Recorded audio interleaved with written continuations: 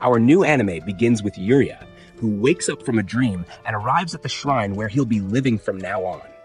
A girl notices him and thinks he's cute, assuming he's there to pray for good grades since he's holding a book. However, Yuria doesn't believe in gods, so he simply goes to the house next to the shrine. Finding no one there, he enters and hears the sound of girls changing clothes. Thinking it best to leave, Yuria turns to go turn with some salt to purify the filth. The three sisters are shrine maidens, and Yuria realizes he has to live with them. He wants to forget the embarrassing incident. She wants Yuria to treat them like family since they'll be living together. But Yuna doesn't feel the same way. Yuria, too, prefers to focus on his studies. Later, Yuna shows Yuria his room, which she cleaned herself, albeit hastily. While she searches for something, a pile comes crashing down, and Yuria tries to save her. The other two sisters come in, only to see Yuria crushed under a huge pile of racks. It was an awkward situation for Yuria. Asahi enters to get to know Yuria better, but he insists she should stay away. Asahi misinterprets this and starts searching through his things to find any pervy magazines. Yuria finds Yuna sleeping on the floor, exhausted from working on talismans. He attempts to cover her with a blanket, but she wakes up, creating yet another awkward moment. The other sisters arrive, misinterpreting the scene. Sisters ask Yuria why he's staying up late, and he reveals that he's studying to get into Kyoto Medical College. The sisters tell him about gods who grant success to believers and mention that a miracle time is approaching, where wishes made during a star shower are said to come true. Yuria, being a man of science, brushes this off as nothing more than small meteors and dismisses the idea. Yuna becomes upset and vows to curse him with her shrine powers. The next day, many visitors come to the shrine, and the shrine maidens perform their duties. Suddenly, a bird snatches away the red string that Yuna's mother had given her and her sister. The group searches for the bird until sunset, but finds no trace of the string. Yuna, naturally upset, remains calm, trusting that the gods will help them recover the string. Yuria finds this belief pathetic and insists that it's hard work, not divine intervention, that determines outcomes.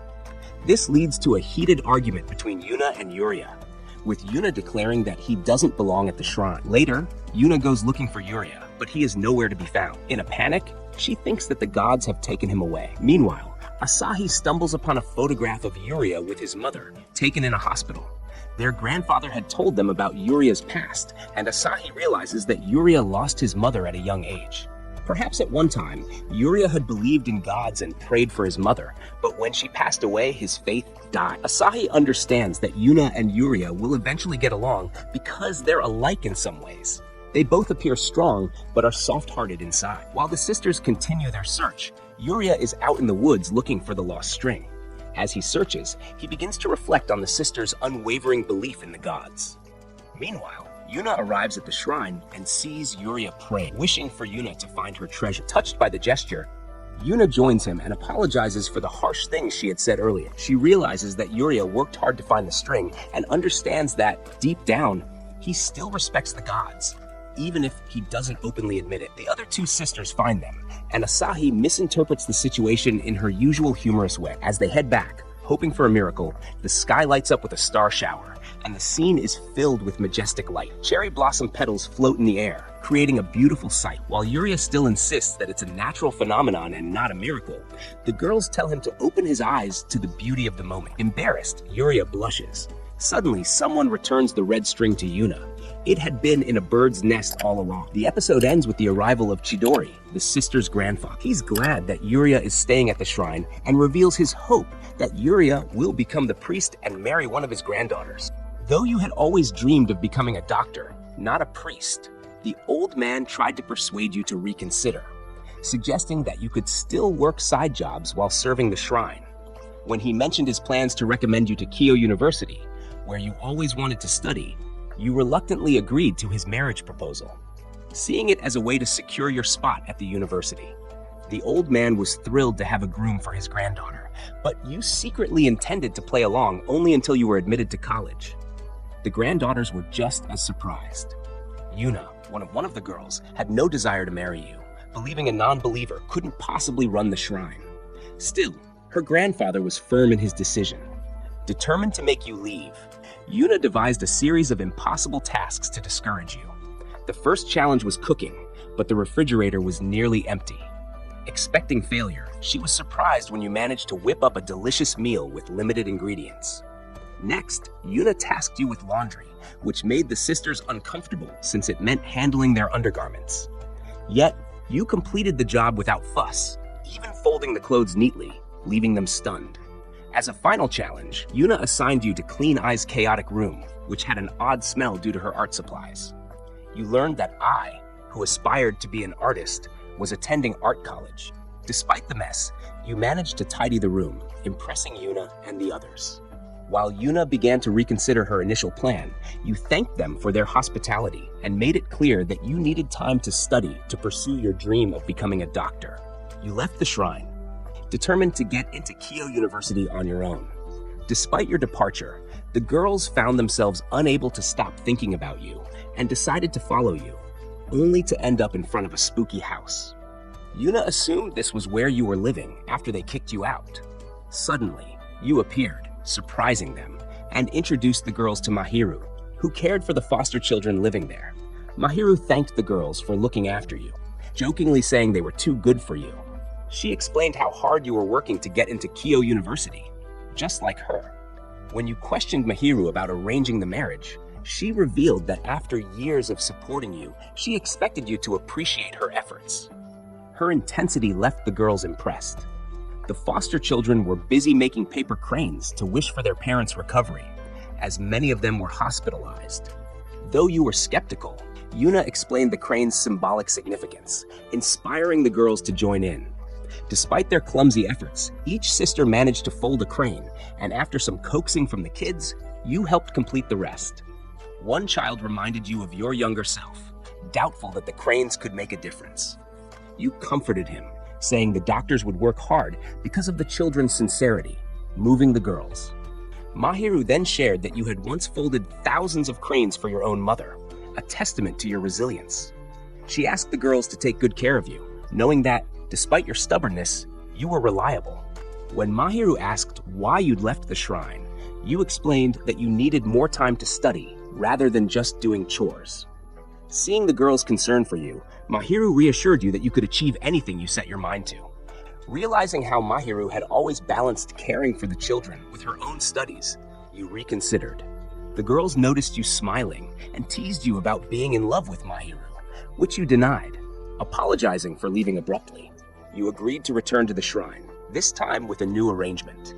The girls proposed dividing the chores so they could all live together as a family.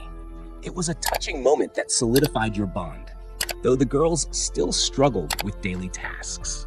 I quickly managed to mess up her room again, and Yuna took her time preparing breakfast. When the old man returned, he was pleased to see everyone getting along and decided to arrange a formal marriage meeting. The next day, Yu prepared himself for his first marriage meeting. His first meeting was with the youngest sister, Asahi. Initially, Yu wasn't particularly excited, but Asahi was full of energy and enthusiasm about spending the entire day together. The elder family members left to give them privacy, but Asahi's idea of quality time surprised Yu. She began removing her outer clothes, leaving Yu momentarily stunned until he realized she was wearing athletic gear underneath. Asahi, a fitness enthusiast, suggested they jog together to stay healthy. This took Yu by surprise, as he had assumed she was the laziest of the sisters. Determined not to be outdone by a middle schooler, Yu joined her. However, after 5 hours, he was utterly exhausted, admitting he had underestimated her endurance. Later, while Yu was taking a bath to relax, Asahi casually entered without closing the door. She explained that she doesn't like closed spaces, which Yu chalked up to her quirky nature. Asahi wasn't ready for their time together to end, so she sneaked into Yu's futon under the pretext of finding her spare jogging shoes. Searching for the shoes led them to the storehouse. But as if out of a dramatic fantasy scene, a sudden gust of wind slammed the door shut, trapping them inside. Asahi began to panic, revealing her fear of enclosed spaces, explaining why she always left doors open. Yu reassured her, telling her to hold on to him to feel safe. With quick thinking, he managed to break through a small wooden window, though it left bruises on his hands. He then climbed down to open the door for Asahi, who was visibly relieved. Asahi apologized for the trouble, but Yu saw a softer, cuter side of her during the ordeal. His kind words left her flustered. Their moment was interrupted when her sisters arrived to check on her, bringing the day to a close. The second day brought Yu's marriage meeting with Yuna, the middle sister. Known for her usual aloof and tsundere personality, Yuna surprised Yu by acting warm and affectionate. However, things escalated when they returned to her room, and Yuna suddenly pounced on Yu, declaring her intention to have his child. It turned out Yuna's actions were driven by her desperate desire to save the family shrine. Coming to her senses, Yuna fled, embarrassed. Her sisters revealed the truth. Yuna felt she had to sacrifice herself to protect her family from Yu, whom she mistakenly thought to be a lecher. Concerned for her mental state, Yu asked what Yuna enjoyed. Learning that she loved cats, Yu changed plans and took her to a cat cafe. At the cafe, Yu encouraged Yuna to relax and enjoy herself, at least for her sister's sake. They bonded over the cats, and Yuna eventually bought cat-themed keychains for her sisters, as well as one for Yu. Though she still maintained her guarded demeanor, it was clear she enjoyed spending time with him. Her rare sweetness caught Yu off guard, sparking playful bickering between them. On the third day, Yu met the eldest sister, Yi. However, Yi was extremely late for their meeting. Frustrated, Yu decided to check on her. When he entered her room, Yu set off, and to make up for it, Yi started their marriage meeting immediately, taking Yu on an outing. They spent quality time together, and by the end of the day, she gave him a talisman as a token of apology. Her uncharacteristic sweetness surprised Yu, as he had always thought of Yi as an airhead. Toward the end of the day, Yi playfully asked Yu which of the sisters he would marry. Flustered, Yu considered each of them: Asahi's cuteness, Yuna's sharp wit, and Yi's elegance. But before he could respond, he accidentally stepped backward and fell down a flight of stairs. As his life flashed before his eyes, Yu dreamed of marrying all three sisters. When he woke up, unsure if it was a dream or reality, the talisman Yi had given him was still by his side. Bewildered, he asked Yi about the incident, but she seemed to have no recollection of it. While Yu was still trying to piece things together, Yuni entered the room with an urgent request. An important guest was coming, and Yu needed to buy some high-class snacks. As he went out, he overheard news about the upcoming Amagami Shrine Festival. Upon returning, Yu met Katashi Shaka, a supporter of the shrine. However, his demeanor was far from friendly. Katashi revealed his intention to sell the shrine due to a sharp decline in visitors, although he would let the sisters continue living there. The conversation turned bitter as Katashi criticized their late mother for overworking herself to maintain the shrine and care for her daughters, calling her actions foolish. Yuna, enraged, nearly lashed out, but Yi held her back. In a desperate move, Yu promised he could bring in 5,000 visitors by the festival's end. Though Katashi deemed this childish, he agreed to give them time until the festival to prove themselves. Determined to save the shrine, Yu dove into research, uncovering records of past festivals that drew crowds with various stalls and attractions. The sisters, inspired by Yu's determination, decided to help. Since they had lost contact with the original stall vendors, Yu suggested using social media for promotion. The plan was to feature the sisters as campaign representatives to attract attention. Despite their efforts, the campaign faced setbacks. Photos of Asahi and Yuna garnered little attention, and a picture of Yi actually caused followers to unfollow. Frustrated, Asahi considered drastic measures like posting provocative photos, but Yuna firmly opposed the idea. This disagreement escalated into a fight, with Yuna harshly calling Asahi a failure as a shrine maiden. Later, Yuria took Yuna aside to show her how hard Asahi was working behind the scenes. Touched, Yuna admitted she never truly thought Asahi was a failure. She sent Asahi a selfie as an apology, mending their relationship. Yi joined the heartfelt moment, and Yu captured a candid photo of the three sisters. The picture went viral, drawing significant attention to their campaign. With momentum building, Yuria suggested creating limited edition talismans to sell at the festival. Yi, the artist among them, was tasked with designing them, but her carefree nature caused delays. When Yu found her by the lake watching koi fish, Yi explained that observing their movements gave her inspiration. She revealed a koi fish-themed design symbolizing love, success, and prosperity, which she believed would appeal to festival goers. Touched by Yu's concern for her, Yi blushed and thanked him for looking out for her. Meanwhile, the campaign's success rested on securing enough stalls.